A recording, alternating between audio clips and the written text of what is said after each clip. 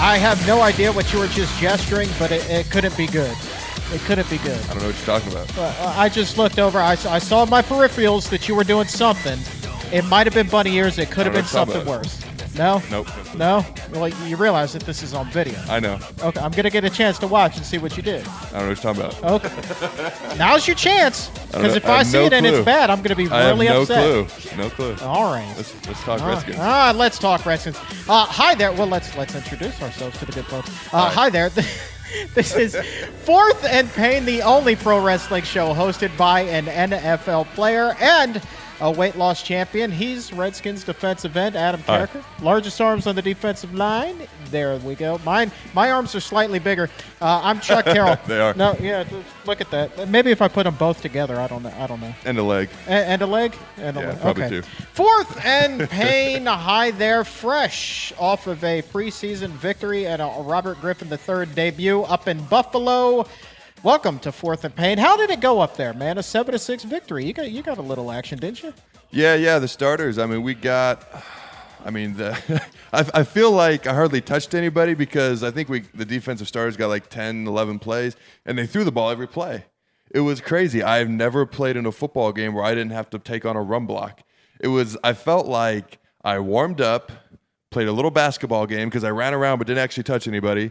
I tried to touch people, but darn it, I couldn't get to them. This is a PG show. Okay, yes, thank you for clarifying. What I meant was I was trying to tackle people, and, they kept throwing the football. They were really quick passes, screen passes, three-step drops, hitches in and out. So it was kind of crazy. I've never played a game like that. But, again, it was only 10, 11 plays for the ones on defense. I think the ones on offense, they scored the touchdown, run right down the field, scored the touchdown on their second or third drive, and they took them out. We got the W as well. The backups came in. The other guys fighting to make the team, they came in. They played well. They held it down. And, we walked out with the victory. And in the end, that's what matters. Are you surprised if I told you that game, they sent out a press release the following day that said that it was the highest rated sporting event in local cable history? You guys set a record Thursday night. A preseason NFL game is the highest rated cable event in the history of DC sports. It's like one of those things where no, that doesn't surprise me at all, and yes, that's very surprising. It's surprising because it's a preseason game and the starters played like 12 plays. It's not surprising in the aspect that everyone is obviously excited to see my man Robert play.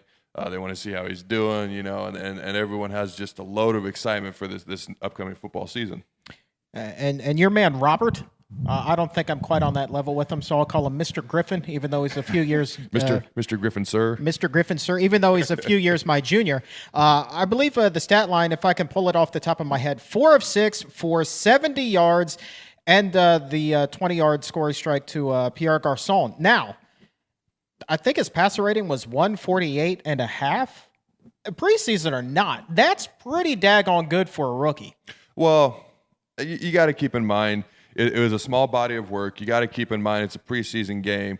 And what I'm not saying he can't do that. What I'm saying is he's a rookie, and rookies, obviously, he's a really good player. That's why we took him, and he's gonna do a lot of good things. But at the same time, you never know what you're going to get out of a rookie sometimes. Some of the greatest quarterbacks in history had rough rookie years. I'm not saying he's going to do that. I think he's going to be a very good player. I'm just saying you got to be realistic in your expectations is all I'm getting at. I understand that, but what you need to realize is it could have been 5 of 6 had the replacement officials called his first completion to Pierre Garçon on, I believe, the first drive. It would have converted the first down there if they would have ruled Garçon's feet were inbounds.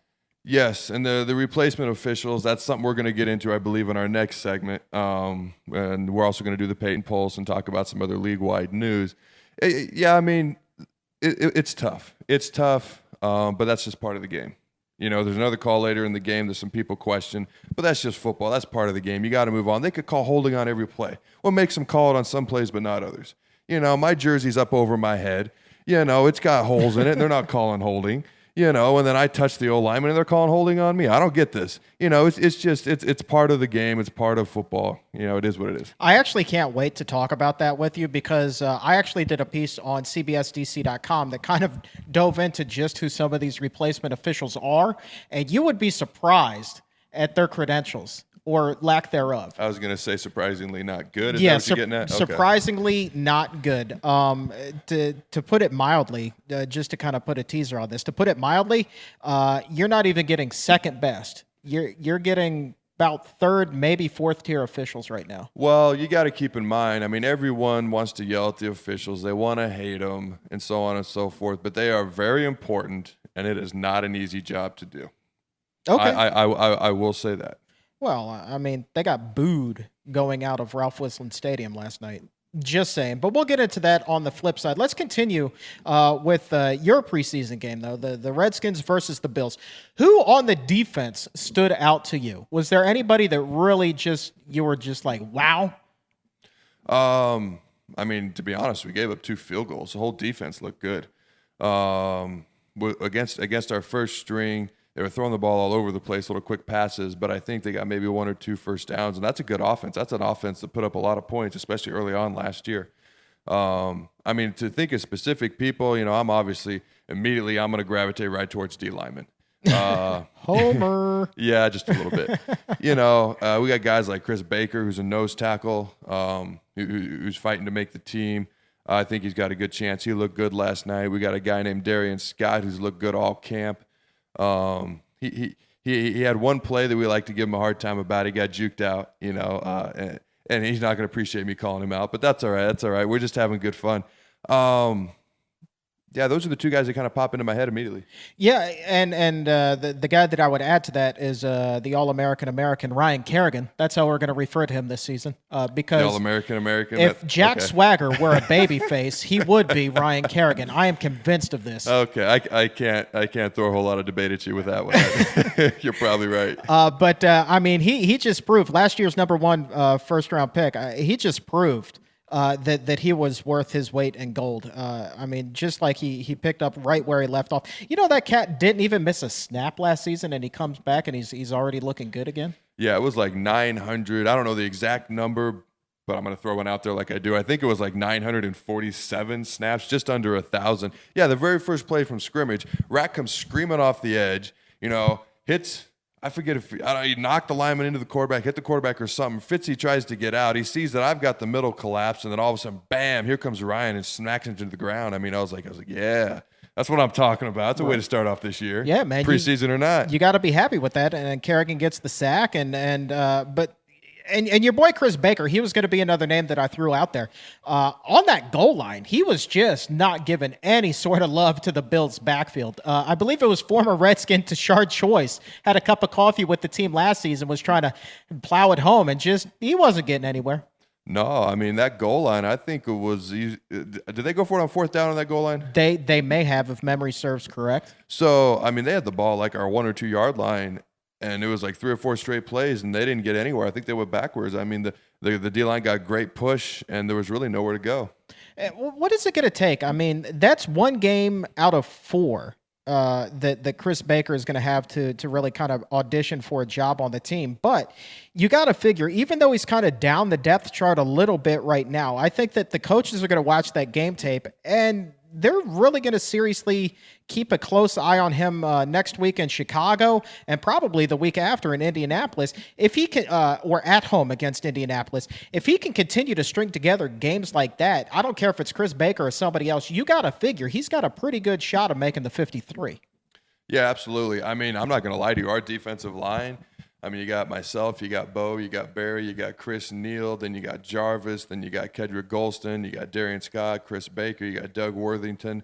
You got all these guys, and I'm literally sitting in our room. I'm like, who they gonna get rid of? All these guys can play, and yet we can only keep so many defensive linemen. So it's going to be interesting to see how this plays out, and obviously, the next 2 to 3 weeks, the preseason, it's going to play a key part of all of that. And just a little bit behind the defensive line, of course, you've got veteran, just a warrior of a guy, London Fletcher. Quick, funny London Fletcher story before we go to break. Right before we come to tape the show today, I'm at Starbucks, killing time. waiting for you to wrap up practice. And who walks in to get himself a cup of coffee? London Fletcher. Now, I'm a shy guy. I dare not approach London Fletcher. Unlike the rest of your teammates, I have not broken that reporter-player barrier. So when are you shy? You're not shy. I'm Mr. Shy. I'm Mr. Just Shy. around the ladies. Sorry, go ahead. All right, here we go. So he comes in, he orders a cup of coffee. I'm just sitting in the corner, and I'm observing. I'm not going to approach this guy because that's going to be awkward. I'm not going to start asking him questions. I'm just letting him get his cup of coffee. The place kind of stops. And if you're London, I know that you can kind of feel the eyes upon you. Yeah. He is well known in this area. You can kind of feel the eyes upon you. But everybody, for the most part, maintains their composure while he's in there. He's fixing up his coffee. Maybe he's adding a little bit of cream, a little bit of sugar, whatever the case may be. Soon as he leaves, as soon as that door shuts behind him, everybody's like, oh my God. Do you know who that was? That was London Fletcher. The girl behind the register, she has to leave to get her composure. She's all pissed off at herself because she didn't get a picture with him. Like, I should have gotten a picture with London Fletcher. So she leaves. She throws a fit in the back. The guys are like, oh my God, this is the highlight of my day. London Fletcher, I made him a latte. Oh my God. Do you realize the kind of swagger that you guys have? Do you realize what goes on after you leave the room? Well, you know what? I'm no London Fletcher, but didn't something like that happen one time when we went out to eat IHOP? You're like, hey, the dudes in the kitchen are staring at you. There's 5 of them all huddled over around the corner looking at me. Oh yeah. I am no London Fletcher, but it's cool just to have people look up to you like that. And a guy like London Fletcher who's been around, done it for so long, so well, I can only imagine. How those people felt and how awesome that was for them. But you got to appreciate the fact that nobody really asked him for his autograph at that time. They just kind of let him do his thing, Yeah. And of course they kicked themselves for not doing that after the fact. But I think that, it's nice to just be able to go out and live a regular life every now and then, right? Yeah, I mean, it's a fine line when you see an athlete out. And, if they're out with their kids or their wife, it's nice if you leave them alone. If they're by themselves, it's usually not a big deal. I mean, London's a good guy. I'm sure he would have done it. But, yeah, it is nice that they just kind of let him do his thing. But, that's something they're going to go home and tell their kids, guess who I saw today? London Fletcher. So I bet that was a very cool experience for him. Yeah, well, it was a very cool experience for me just to take it in, man. I was laughing my ass off. I had to text you and tell you right away. I was like, about that. This is classic. So, all right, man. Well, let's wrap up first down. Coming back on the flip side, we're going to be dialing up Colorado. It's time to check Peyton's pulse. It is. And I actually have a surprise for you. You do? I do. It's not quite my birthday. That's a couple weeks away. I did something without your knowledge. And we have a special guest later on in the show. Santa Claus? Actually, he might be better than Santa Claus. I'll tell you about it next segment. We'll get to it. Don't worry. All right, this is Fourth and Pain. He's Adam Carriker. I'm Chuck Carroll. We'll be right back.